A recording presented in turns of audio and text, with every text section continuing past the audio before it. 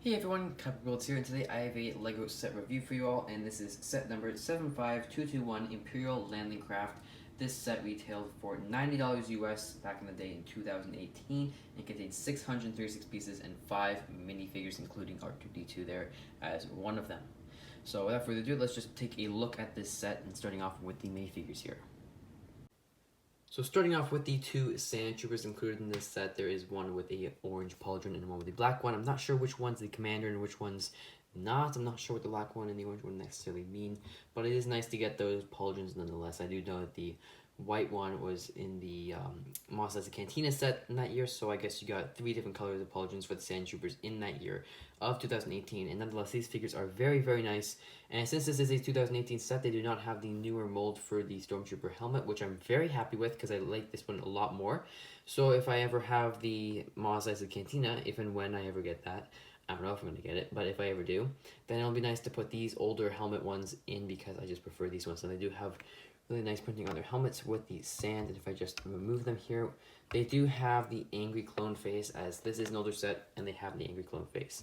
So now in 2020 we know that this face is no longer with the Stormtroopers, which is very nice, but they're fine for 2018. This was 2 years ago. I guess it's fine that they're here.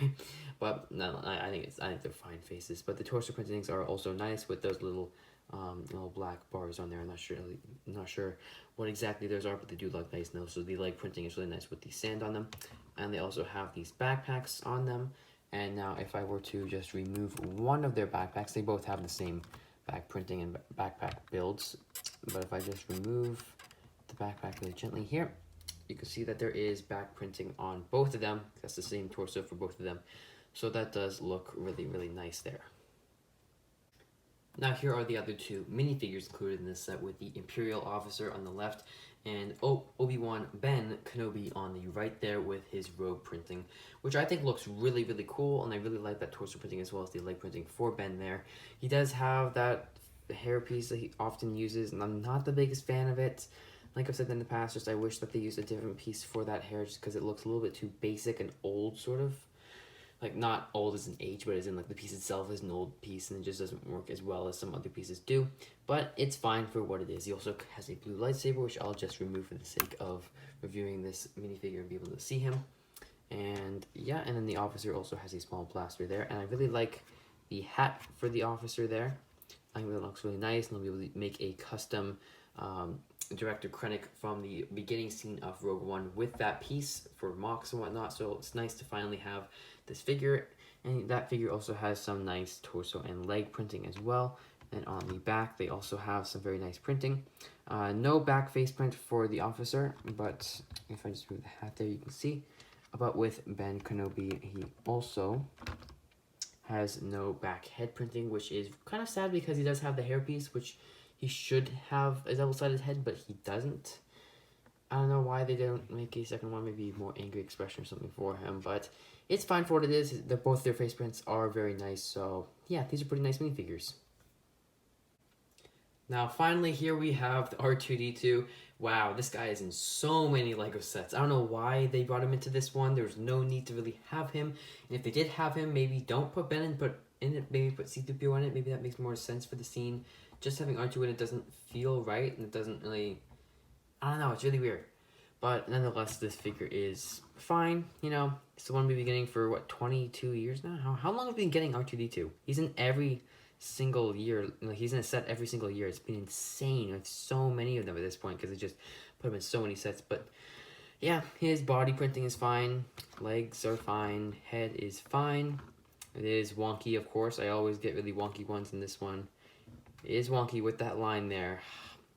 Sadly, they've never really gotten that fixed. This is 2 years ago that they made this R2-D2, so they've gotten a little bit better with it, but not really. So, yeah, it's fine. It's for what it is. Of course, he does rotate on his legs there, by the way, if you didn't already know that.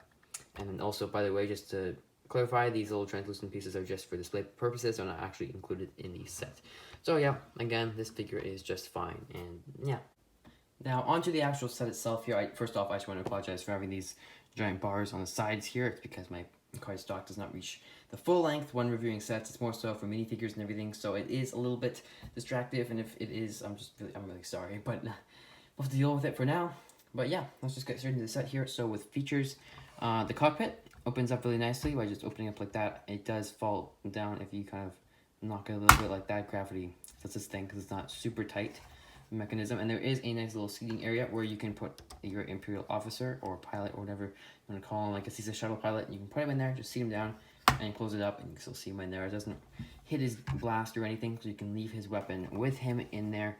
So that's really nice, and just to show you how he's connected there, you can see that there is no stud connections there for the seat, which is really, really nice. I appreciate that because it makes it so much easier to just put him in and take him out. So that's really nice. Now onto the actual, just talking about the actual ship itself here. This was shown in Star Wars Rebels for a little bit, but the main appearance it's sort of going for right here is with A New Hope, when the Sand Troopers are being deployed on Tatooine. That's why there's Sand Troopers and Ben Kenobi and everything. It's because it's supposed to be from that scene where it was briefly shown. Because this wasn't shown that much in Star Wars. It's a very brief vehicle, but it is a very nice one. It also complements Spaceship Tydirium, aka the Imperial shuttle, which was released in, I believe it was either 2015 or 2016. So this one complements that one a lot because they were released within sort of the same range. And also 2021, we're getting another spaceship, another Imperial shuttle, not this one, the Imperial shuttle for 2021, even though that one's going to be downscaled, but oh well, similar enough. So yeah, and also on the sides here of the front, there are stud shooters on each side there. I apologize for that. And you can just shoot them off by pressing down like so, like stud shooters do. And I almost lost that, but I didn't. And the same thing goes for the other side. I don't want to lose that one though, so I will just quickly attach this one so it's not missing throughout the rest of the clip here. Now with the sort of interior here, it's really nice because you have all these flaps here. Now these pieces are really nice, and it looks really smooth out on the top here, which I really do like because it looks like the actual vehicle in universe. The only thing is the front here with the little blasters. That's a little bit inaccurate with that line going down there. I'm not too happy with that. It looks a little bit weird, and that also happens on the other side because these are pretty much mirrored. But oh well, it's fine. I guess it doesn't bug me too much, especially in person. It's not as bad. But opening these flaps up here, you can open them up individually. 1, 2, and 3. And with this one, you have some lights and stuff all attached here, so you can have an interior. And then down here, you have this little flap down here that just folds down. And now this is where it gets interesting, is because you have this piece here, and you can actually pull this out, and it'll stop at a certain section, and then you bend it down. So now you have it all open up here, and what you're supposed to do is you're supposed to take your Sand Troopers, and you just seat them in there, and then when they're deployed, they stand up. They go over here, they can stand around inside, and then they walk down. So that's the sort of playability aspect of it there. Now also with these front little blasters or anything, you just see how that's built there, with it just being sort of floating there, which is a little bit difficult to get that piece on because it's really flimsy, but it's fine. Again, 2018 set, this was 2 years ago, or yeah, I think two years ago, almost 3 years ago, I think. Yeah, so again, some techniques aren't going to be as good as some other things. So if I just fold that back up, I'll also show you this exact same thing, but on the other side, just to show you that it is the same thing. Fold these 3 panels up, and this one is attached to the same piece as these two, except it also has this piece here, the curved one. And then again, this folds down, this comes out, and it bends down. Now what's actually stopping it is this little red stud here. The translucent red stud is it hits these red pieces here, and they're on each side, so they stop it from coming all the way out. However, if you do remove that, you can't take this entire ramp out if you wanted to remove it. So I'm just going to close all this up here. Now this fin here, sorry you can't see the entire thing. I'll get to that later when I have the camera set up. Let's take a look at the back. We have these engines in the back that look really nice with those translucent blue pieces. With the lighting and everything, it looks like it's a little bit darker in the middle here, but in real life, it all looks pretty much the same. And then with these pieces here, these little fins, you can fold them all the way down. You can actually fold them, yeah, almost all the way down to the pointing at a total vertical line there, but this is about as far as it goes, it looks like. And you can bend them up, and these are on these gear sort of pieces here, on these little clips, so they are very static with how they move. They stop at certain sections, so you can position them without one being a little bit higher than the other or anything. They'll just sort of snap back in this place. So that's really nice. You can have them up. I usually like to have them down. This is the flying position here, and then the parking position here. So that's really nice. I also like the use of these pieces here, these rounded pieces. They look really smooth. You can see them on these sides as well. And yeah, that's overall really nice. Now I'm actually going to take that camera and I'm going to show the rest of the fin here. So this thing is pretty bulky. It looks really nice. I think that they did a good job with it. Now there are some stickers on here as well as there were stickers here. I'm not sure if I addressed it or not, but these are stickers, sadly. They're not prints.